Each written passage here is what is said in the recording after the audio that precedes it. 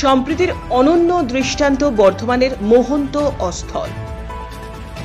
শহর বর্ধমানে অবহেলায় হারিয়ে যেতে বসা ঐতিহাসিক ক্ষেত্রটি হল মোহন্ত অস্থল।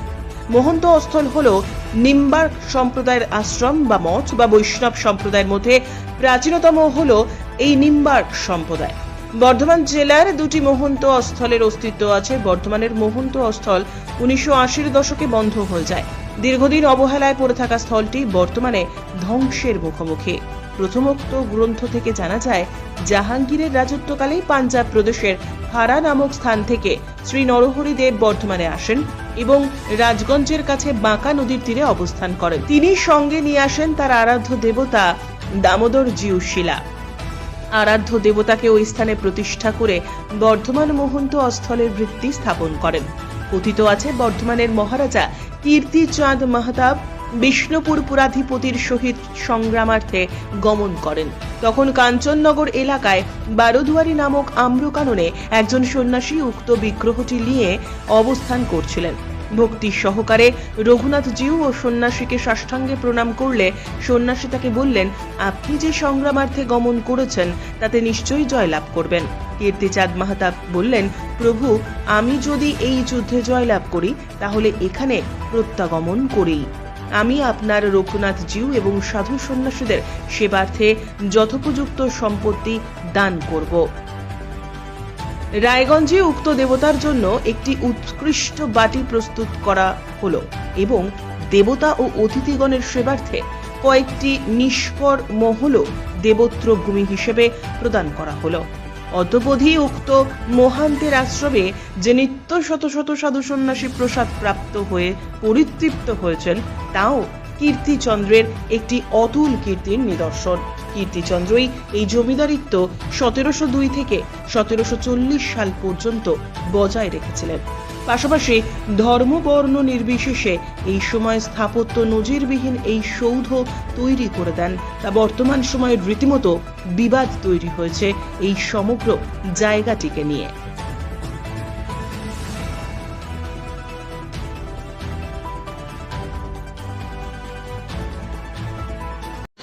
বর্ধমান শহরে রাজ আমলের যে সমস্ত পুরাকীর্তিগুলো আছে এখনও, তাদের মধ্যে সর্বপ্রাচীনতম হচ্ছে মহন্তস্থল।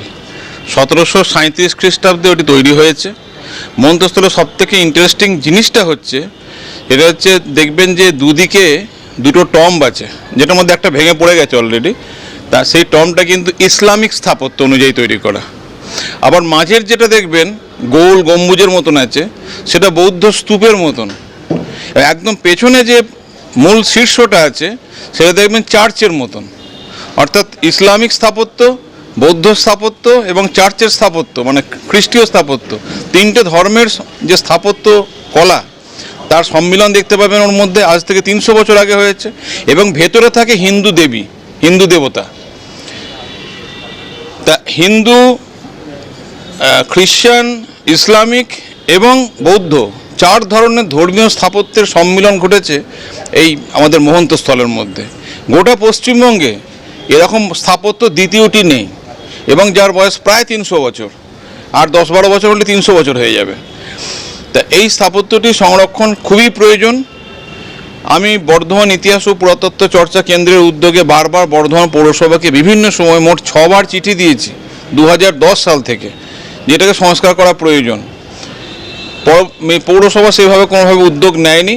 পরবর্তীকালে ওদের একটি ট্রাস্ট ওটা সংস্কারে শুরু করেছিল শুনেছিলাম, এবং সংস্কারের কাজকর্ম শুরু হয়েছিল, কিন্তু সেটা বর্তমানে থেমে আছে। আমি ব্যক্তিগতভাবে চাই মহন্তস্থল দারুণভাবে সংস্কৃত হোক। সেটা পৌরসভা করুক বা ট্রাস্ট করুক বা রাজ্য সরকার করুক বা হেরিটেজ কমিশন করুক, যেখান থেকে হোক। মহন্তস্থলটি হচ্ছে বর্ধমান শহরের রাজ আমলের সর্বপ্রাচীন একটি স্থাপত্য, এবং সেই স্থাপত্যের মধ্যে বিভিন্ন ধর্মীয় সম্প্রদায়ের একটা ইমোশন জড়িয়ে আছে। এবং এত সুন্দর একটি মানে সাম্প্রদায়িক সম্প্রীতির নজির বর্ধমান শহরে আর দেখা যায় না। শুধু বর্ধমান শহরে না, পশ্চিমবঙ্গে নেই। তো এটাকে অবশ্যই আমাদের সংস্কৃতির প্রয়োজনে, সর্বধর্মের মানুষের সংস্কৃতির প্রয়োজনে সংস্কার প্রয়োজন। দেখুন, এটা একটা পুরনো ঐতিহ্য। সেটা দীর্ঘ বলতে গেলে ইতিহাস দীর্ঘ 47 সাল পর্যন্ত, 47 বছর পর্যন্ত এই মন্দিরটি বন্ধ ছিল।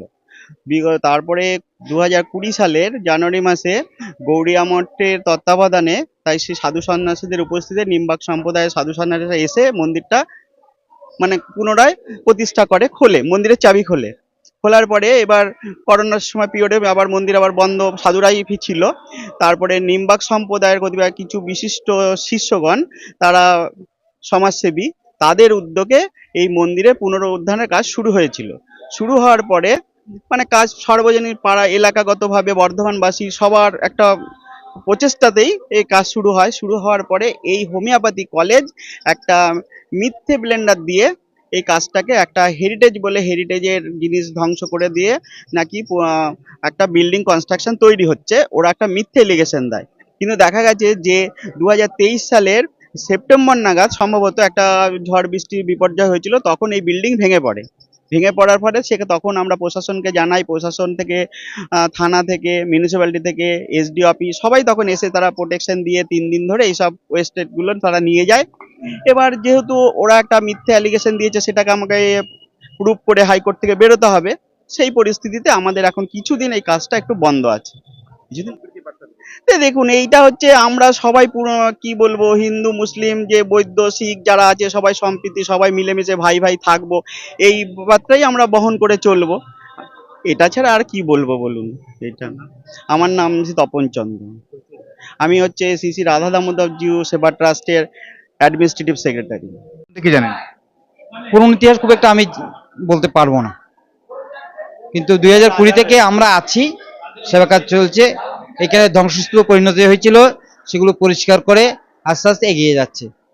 আমি যেটুকু শুনেছি, এটা বাদশাহী মানে রাজস্থান থেকে এক সাধু এসেছিলেন এখানে ভজন করার জন্য, তাকে দান করেছিলেন বাদশাহ।